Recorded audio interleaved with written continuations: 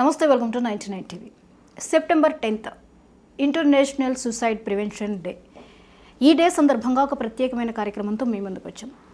ప్రతిరోజు మనం వింటూ ఉంటాం, ఎంతోమంది సూసైడ్లు చేసుకున్నటువంటి ఘటనలు మనం రోజు చూస్తూ ఉంటాం. అయితే ఈ సూసైడ్ వెనుక ఉన్న కారణాలు ఏంటి?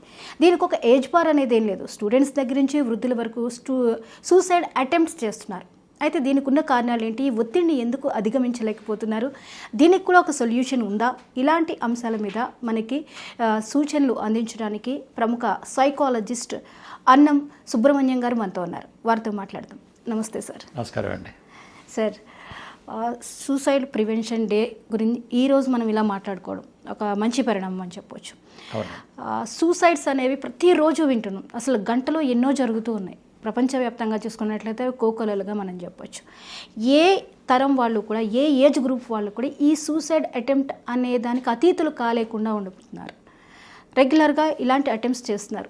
దీనికి కారణం ఏంటి? అసలు సూసైడ్ చేసుకోవాలన్న ఆలోచన ఎందుకు వస్తుంది? ఇది అందరూ తెలుసుకోవాలండి. ఎందుకంటే ఇవాళ మన సమాజంలో చూస్తుంటే మీరు చెప్పినట్లుగా సూసైడ్స్ బాగా పెరిగిపోతున్నాయండి. స్టూడెంట్స్ దగ్గర నుంచి అన్ని లెవెల్స్లో ఉన్న వాళ్ళకి ఇదొక తెలియకుండా జరిగిపోతుందండి. తర్వాత మిగతా వాళ్ళు బాధపడుతున్నారు. నేనేం చెప్తానంటే, ఈ సూసైడ్ చేసుకోవటం వల్ల సొసైటీ చాలా నష్టపోయిందండి. ఒక ఫ్యామిలీలో ఒక వ్యక్తి సూసైడ్ చేసుకున్నాడు అనుకోండి, మరి ఆ ఫ్యామిలీ మొత్తం లైఫ్ లాంగ్ సఫర్ అవుతుంది కదండి.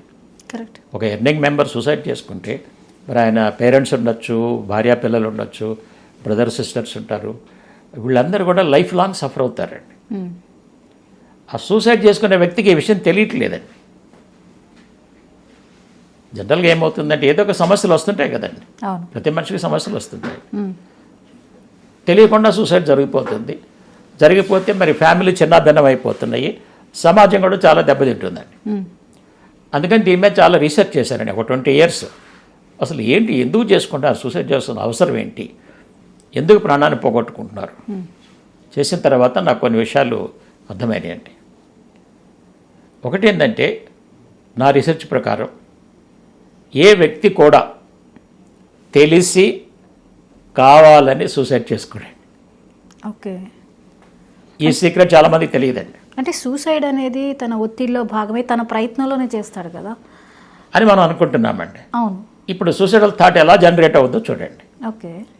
ఇప్పుడు ఒక వ్యక్తి ఉన్నాడండి, అతనికి సడన్గా జాబ్ పోయి ఉండొచ్చు, లేకపోతే ఎగ్జామ్లో ఫెయిల్ అయి ఉండొచ్చు, బిజినెస్లో ఫెయిల్ అయి ఉండొచ్చు. ఫెయిల్ అయినప్పుడు ఆటోమేటిక్గా కొన్ని ఇష్యూస్ వస్తాయి కదా, వాటిని సాల్వ్ చేయాలి కదా. మన బ్రెయిన్ కనుక ఆ ప్రాబ్లమ్స్ని సాల్వ్ చేయలేకపోతే స్ట్రెస్ క్రియేట్ చేస్తుందండి. ఓకే. మానసిక ఒత్తిడి అంటాం కదా మనం, ఆ స్ట్రెస్ వస్తుందన్నమాట. ఆ స్ట్రెస్లోనే పాపం ప్రయత్నం చేస్తుంటాడు సాల్వ్ చేయాలని చెప్పేసి. సాల్వ్ కాలేదనుకోండి, స్ట్రెస్ రోజు రోజుకి పెరిగిపోతూ ఉంటుందండి.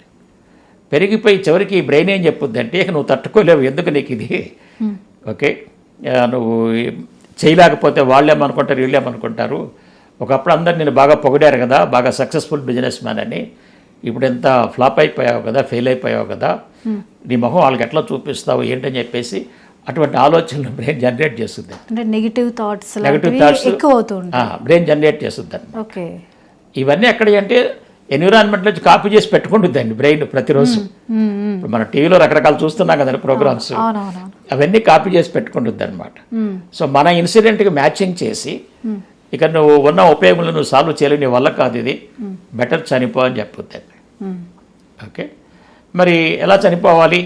ఇతనేమో కాన్షియస్ లేడు, ఇప్పుడు ఒత్తిడిలో మీరు మునిగిపోయి ఉన్నాడు. ఇప్పుడు బ్రెయిన్ ఏం చేస్తుందంటే, ఈ మన బాడీ మొత్తం కూడా బ్రెయిన్ కంట్రోల్లో ఉందండి, మన కంట్రోల్లో లేదండి. ఎందుకంటే ప్రతి అవయవం కూడా కనెక్షన్ టు ద బ్రెయిన్ అండి. బ్రెయిన్ కంట్రోల్లో ఉంది కాబట్టి మరి సూసైడ్ చేసుకోమని చెప్తుంది. ఎలా చేసుకోవాలి?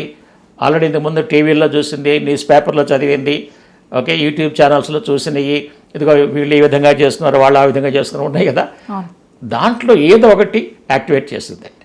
ఓకే. యాక్టివేట్ చేసి ఈ చేతులు కాళ్ళకి సిగ్నల్స్ ఇచ్చేస్తుంది. యాక్టివ్ కమిట్ అయిపోయిందండి. ఓకే. ఎందుకంటే తెలిసి చేసుకోలేరండి. ఇప్పుడు ఎవరైనా మన చిన్న పెన్ను గుచ్చుకుంటే ఎంత బాధపడతాం కదా, తెలిసి మనిషి ప్రాణం తీసుకోలేడండి, సాధ్యం కాదనమాట. అందుకని మన మెదడే ప్రాబ్లమ్స్ సాల్వ్ చేయలేనప్పుడు, అంటే డిఫికల్టీస్ వచ్చినప్పుడు, ఫెయిల్యూర్స్ వచ్చినప్పుడు, కొన్ని ఛాలెంజెస్ వచ్చినప్పుడు, కొన్ని బాగా డిఫికల్ట్ ప్రాబ్లమ్స్ వచ్చినప్పుడు ఈ బ్రెయినే సూసైడ్ చేసుకోమనే ప్రాంప్టింగ్ థాట్ తీసుకొచ్చుదండి. ఈ థాట్ వచ్చిన తర్వాత కొంతకాలం నడుచుద్దండి. నడిచిన తర్వాత మెల్లమెల్లగా బయటికి చెప్పడం మొదలు పెడతాడండి. వాటినే సిమ్టమ్స్ అంటాను అనమాట. ఓకే, నేను చాలా ప్రయత్నం చేశాను, నా వల్ల ఏం కాలేదు, నేను ఫెయిల్ అయిపోయాను, ఇక నేను ఉండే ఉపయోగం ఏంటి, ఇక నా వల్ల కాదు అని ఇట్లాంటి మాటలు మాట్లాడుతూ మొదలు పెడతారండి. అంటే వాళ్ళు మాట్లాడుతున్న దాన్ని బట్టి కుటుంబ సభ్యులు కూడా కొంత అబ్జర్వ్ చేయాల్సిన పరిస్థితి ఉంది. అది ఇప్పుడు వాళ్ళు తెలుసుకోవాల్సింది ఈ సిమ్టమ్స్ని బట్టండి. ఓకే, ఎప్పుడైతే ఇతను ఈ విధంగా మాట్లాడుతున్నాడో, నా వల్ల ఏమీ కాదు, ఇక నేను సాధించలేను అని మాట్లాడుతున్నాడో, అప్పుడు అర్థం చేసుకోవాలండి ఇతను బాగా ఫ్రస్ట్రేషన్లో ఉన్నాడు, ఓవర్ స్ట్రెస్లో ఉన్నాడు, సూసైడల్ టెండెన్సీస్ ఉంటాయి అన్న ఆలోచన వీళ్ళకి రావాలండి. ఇంకా కొంతమంది ఎలా ఉంటారు, వీళ్ళ ఫెయిల్యూర్కి ఎదుటి వాళ్ళని బ్లేమ్ చేస్తుంటారండి.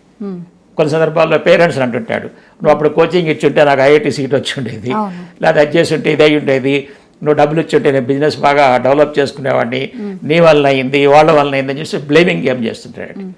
ఈ బ్లేమింగ్ గేమ్ చేసినప్పుడు కూడా మనం అర్థం చేసుకోవాలండి ఇతను సూసైడల్ ఫ్రస్ట్రేషన్లో ఉన్నారని చెప్పేసి. ఓకే, ఇది కొంతమంది ఎక్స్ప్రెషన్ అండి. ఇది కొంతమంది అసలు ఎక్స్ప్రెస్ చేయరండి.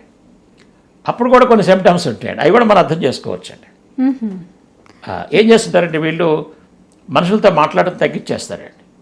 ఓకే, ఫ్యామిలీ మెంబర్స్తో కూడా మాట్లాడు, ఈవెన్ వైఫ్తో మాట్లాడు, పిల్లలతో కూడా మాట్లాడు, ఒంటరిగా ఉండడానికి ఒంటరిగా ఉండటానికి ప్రయత్నం చేస్తుంటాడు. కొన్ని సందర్భాల్లో చీకటి గదిలో ఉండడానికి ప్రయత్నం చేస్తాడు. ఈ మూమెంట్స్ని బట్టి కూడా మనం అర్థం చేసుకోవాలండి ఇతను బాగా ఫ్రస్ట్రేషన్లో ఉన్నాడు, ఆత్మహత్య ఆలోచనలో మునిగిపోయి ఉన్నాడు అని తెలుసుకోవాలండి. ఎప్పుడైతే ఈ సిమ్టమ్స్ మనం అర్థం చేసుకుంటామో వెంటనే ఇంటర్వెన్షన్ అండి. అంటే వాళ్ళన్నా గమనించి ఇతనికి తగిన సూచనలు ఇవ్వగలగాలి. వాళ్ళు ఇవ్వలేకపోతే మాలాంటి సైకాలజిస్ట్ ప్రొఫెషనల్స్ ఉంటారు కదా, మాలాంటి వాళ్ళని కన్సల్ట్ చేస్తే అతని యొక్క లోపల థింకింగ్ ఏం నడుస్తుందో ఐడెంటిఫై చేసి ఆ థింకింగ్ను మారుస్తామండి. నేను లాస్ట్ 20-25 ఇయర్స్లో కొన్ని వందల మందిని engineering students, medical students, professionals, పెద్ద పెద్ద ఇంజనీర్స్, డిఫరెంట్ లెవెల్స్ జాబ్ చేసే వాళ్ళని ఈ సూసైడల్ థాట్స్ నా దగ్గరికి వచ్చినప్పుడు వాళ్ళని మంచిగా చేశానండి. ఇప్పుడు హ్యాపీగా లైఫ్ లీడ్ చేస్తున్నారు. ఓకే, నేనేం చెప్తానంటే ఈ ప్రపంచంలో, మన దేశంలో కాదు, ఈ ప్రపంచంలో ఏ వ్యక్తి కూడా సూసైడ్ చేసుకోవాల్సిన అవసరము లేదు. ఎందుకు లేదంటే ప్రతి సమస్యకు ఒక పరిష్కారం ఉందండి. మరి వ్యక్తి సూసైడ్ చేసుకుంటుంది సమస్యల వల్లే కదండి, సమస్యలు సాల్వ్ చేయలేక కదా బ్రెయిన్ సూసైడ్ చేపిస్తుంది. ప్రతి సమస్యకు ఒక పరిష్కారం ఉంది. ఆ పరిష్కారం ఆ వ్యక్తి తెలియకపోవచ్చు. ఆ సమస్యకు సంబంధించిన స్పెషలిస్ట్ ఉంటారు కదా. ఇప్పుడు సపోజ్ సైకలాజికల్ ప్రాబ్లమ్స్లో డిప్రెషన్లోకి వెళ్ళి సూసైడల్ థాట్స్ వస్తున్నాయి అనుకోండి. ఇప్పుడు కొంతమంది ఏమవుతుందంటే ఈ సైకలాజికల్ ప్రాబ్లమ్స్ మందులు వాడి సూసైడల్ థాట్స్ వస్తుంటాయండి. అప్పుడు ఏం చేయాలి? అప్పుడు దాని సొల్యూషన్ మాలాంటి ఎక్స్పర్ట్ సైకాలజిస్ట్ దగ్గరికి వస్తే మేము స్టడీ చేసి ఆ థాట్ని మార్పిస్తాం అనమాట. మేము ఎలా కౌన్సిలింగ్ ఇస్తామంటే అతను ఏ ప్రాబ్లమ్స్, ఏ ఇష్యూస్ వల్ల దాంట్లో ఆలోచనలకు వచ్చాడో దాన్ని ఐడెంటిఫై చేసి దాని ముందు సొల్యూషన్ చూపిస్తామండి. సొల్యూషన్ చూపించి తన చేత అనిపిస్తామండి, నేను అసలు లైఫ్లో సూసైడ్ చేసుకోవాల్సిన అవసరం లేదు, అంత చేంజ్ తీసుకొస్తాం. ఆ మాట వచ్చేంత వరకు వదిలిపెట్టమండి. అది కౌన్సిలింగ్ 1 hour కావచ్చు, 2 hours కావచ్చు, 6 hours కావచ్చు. ఒకసారి ఒక అమ్మాయికి 6 hours తీసుకున్నామండి. 6 తర్వాత చెప్పింది, 6 hours తర్వాత నేను సూసైడ్ చేసుకోవాల్సిన అవసరం లేనే లేదు, నా బ్రెయినే నన్ను రాంగ్ డైరెక్షన్లో పంపిస్తుంది, అవసరం లేదు. కాబట్టి నేనేం చెప్తున్నానంటే నా రీసెర్చ్ ప్రకారము ఏ వ్యక్తి కూడా ఈ ప్రపంచంలో సూసైడ్ చేసుకోవాల్సిన అవసరం లేనే లేదండి. కాబట్టి మన సమాజంలో పేరెంట్స్ కానీ, కుటుంబ సభ్యులు కానీ వీళ్ళందరూ కూడా ఈ సిమ్టమ్స్ కనిపించినప్పుడు మాలాంటి ప్రొఫెషనల్ కనుక కాంటాక్ట్ చేస్తే మనము ఆ సమస్యలోంచి వాళ్ళని బయటకు తీసుకురావచ్చండి.